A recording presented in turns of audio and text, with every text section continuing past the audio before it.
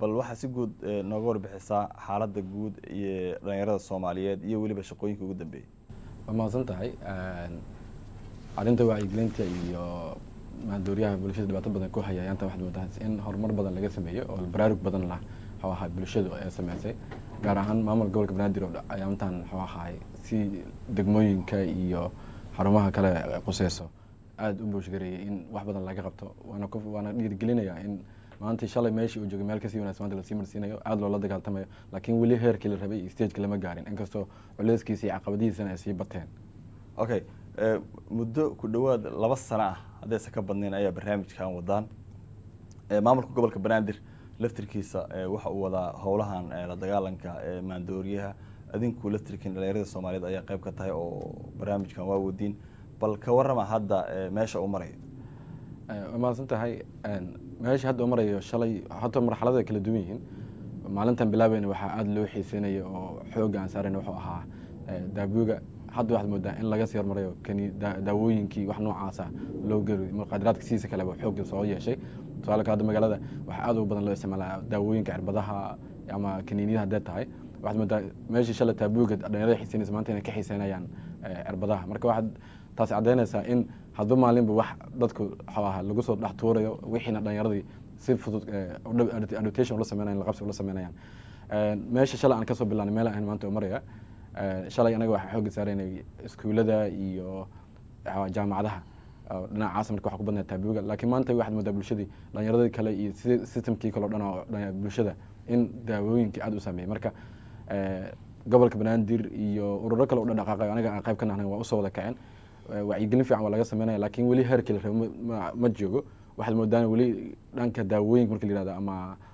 muqaadaraadka qaybiisa kale inay xoog badan sii yeesheen oo saameyn badan ku sii yeelanayaan oo maalin ka dambeeyay culeyskoodii caqabadooda ay soo badanayaan inta tabarteena anaga qaybta aan ka leenahay waxa waa in wacyigelin sameyno inaan bulshadii dhalinyaradii aan ka wacyigelino waan dadaalnaa laakiin maamulkii iyo meeshii laga rabay systemkii hadda gobolka waa soo galay waa rajaynaa wasaaradda caafimaadka iyo wasaaradihii kala diinta oo qaafti akan inay qayb ka noqdaan oo wacyigelintaas xoog pressure ay saaraan oo wasaaradda sare kale ganacsiga waxaan waxa laga soo dejiyaa degada laga soo dejiyaa quality controlka inay sameyso waxaan aad waxa ahay tabagal badan lagu sameeyo pressure badan la saaro si at least xataa xoogaa la dhimo culeyska iyo dhibaatada ay bulshada ku hayaan.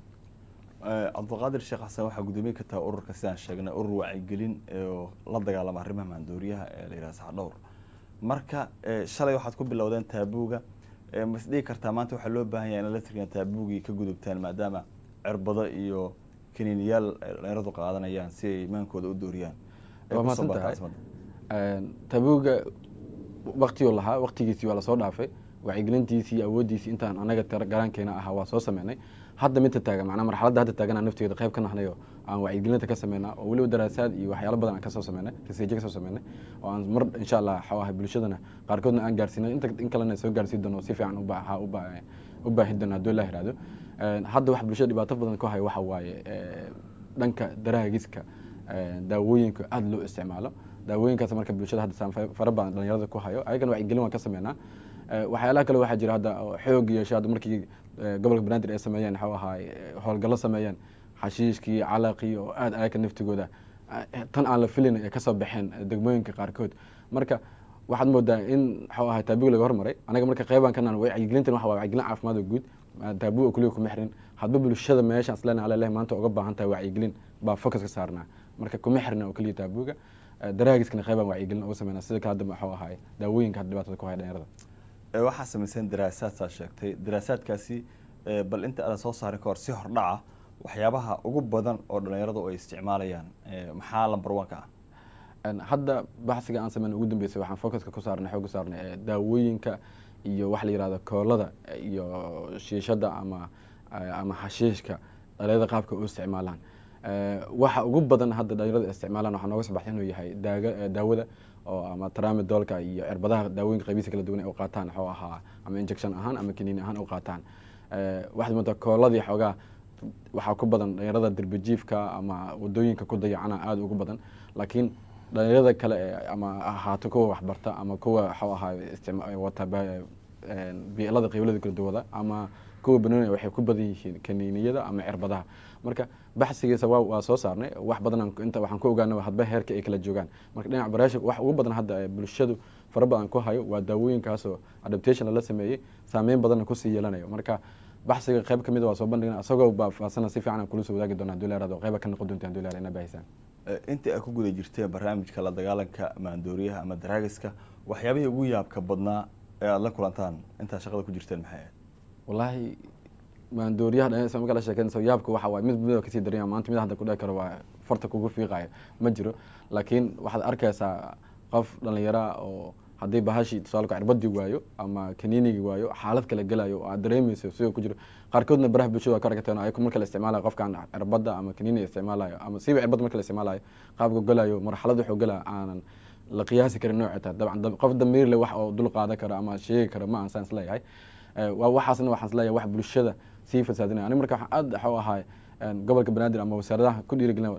daawooyinka wadanka soo galayo in la sameeyo control saxa loo sameeyo, qaabka loo isticmaalayo yaa isticmaalayo, sidoo kale farmashiyaasha oo naftigooda waxa waaye wacyigelin badan u baahan. anaga waan sameynaa waa ka sameynaa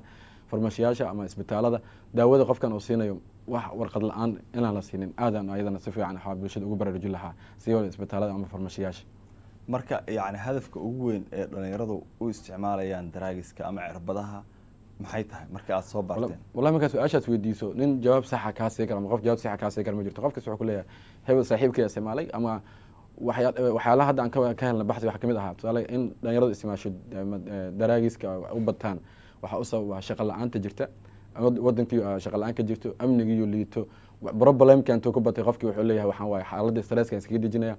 noloshaan nolol macnaha ma ahan aan ku noolaa karna. saas la ajligeed waa inaan isbedel ka sameyna. marka isbedelka marka wuxuu geenaya in caafimaad ahaan iyo maskax ahaanba u dilmo qofkani. marka taasaa u sabab ah oo xaaladda lagu jiro wadanka oo xaalad adag ah oo abaaro ba-anaa jirto, waxaa jira shaqo la-aan daranaa jirto. dhalinyarada marka waxa waaye meelay ciirsadaan iyo system markay waayeen waxa waaye danta waxay bidda qaarkood in ninkii shalay janis wuxuu ka leeyahay waxa inuu si fudud wax ku baro dhowreer kaale niyo xaaladan wax kaa dijaan ku siinaya. dejiskaas marka waxay keentay marka dhalinyarada in daawadii iyo daraagiska aad u isticmaala. marka taasaa u sababa. ugu dambeyn fariinta aad u dirayso dhalinyarada Soomaaliyeed ee ku aadan la dagaalanka maandooriyaha muxuu yahay? wallahi fariinta aan diray waxay tahay laba aan kala qaadaya. mid waxaan siinayaa maamulkii iyo systemka dawliga ah, midna dhalinyarada sii doona. tan maamulkan ka hormaraya wasaaradda caafimaadka iyo wasaaradda ganacsiga iyo wasaaradaha ay qosayso dhan iyo gobolka banaadir waxaan kula tali lahaa in system jideysan oo lagula dagaaltamayo ama wacyigelin loogu sameynayo bulshada inay u sameeyaan dhanka maandooriyaha ama daraagiska qaybihiisa kala duwan. dhanka dhalinyarada waxaan isleeyahay waxa u sababa waxa waa xaaladaha kala gedisan ee dhibaatada la korortay. dhibaato laga baxaya allah lagu laabto oo wuxuu ahaa ilaahay rabbituu kala basho dhib kastoo ka haysta meesha ugu bixi karto waa inaa ilaahay wuxuu ahaa afur raxima aad weydiisato in ilaahay marxalad culays ku haysto ilaahay kaa qaado. in marka rabbituu kala basho marxaladaha lagu jiray systemka lagu jiray isbedeli doonaan faraj khayr qaba ilaahay furi doonaa. marka intii aad nafsadaada haligi lahayd waxaa ka wanaagsan in aad si kale xaalad kale ku maareyso ama wuxuu ahaa ehelkii caawiso haddaad xataa shaqo haynin guriga shaqada ka qaba. marka